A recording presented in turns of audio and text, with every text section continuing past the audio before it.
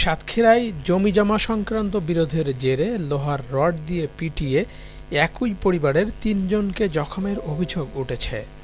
এ ঘটনায় ন্যায় বিচার চেয়ে সাতক্ষীরা সদর থানায় লিখিত অভিযোগ দায়ের করেছে ভুক্তভোগী পরিবার। আহতরা হলেন ঝাউডাঙ্গা কলুপাড়া গ্রামের রেজাউল ইসলাম, তার স্ত্রী ছকিনা খাতুন ও তার পুত্র সুমন রহমান।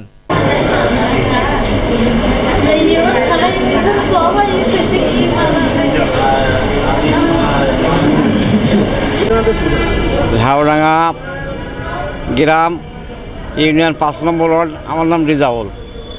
আমার শত্রুতামূলক, আমার দেখা যায় নির্যাতন করার জন্যই জমি জায়গা সংক্রান্তে বিরোধপূর্ণ আমার এবং আমার স্ত্রীর স্থাপন দিয়ে আঘাত করে।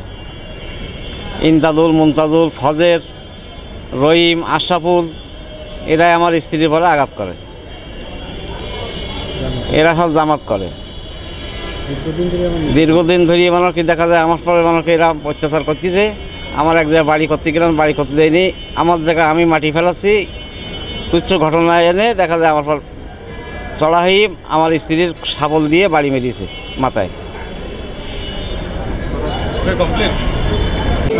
11 নম্বর ঝাউডাঙ্গা ইউনিয়নে 5 নম্বর ওয়ার্ডের বাসিন্দা আমি। আমাদের একটা পুরাতন বাড়িতে আমরা মাটি ফেলাতে যাচ্ছিলাম।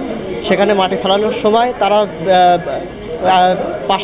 পাশের প্রতিবেশী ইমতাদুল ইসলাম, মুমতাজুল ইসলাম, তার পিতার নাম হচ্ছে মৃত হচ্ছে আবুল হোসেন, তারা এসে সেখানে বাধা বিঘ্ন দেয় এবং আমরা সেখান থেকে মাটি ফেলানোর কার্যক্রম বন্ধ করলেও তারা ধারালো অস্ত্রশস্ত্র নিয়ে তারা সেখানে হামলা চালায়। আমার এখন সাতক্ষীরা সদর হাসপাতালে আমার মা এখন অসুস্থ অবস্থায় ভর্তি আছে।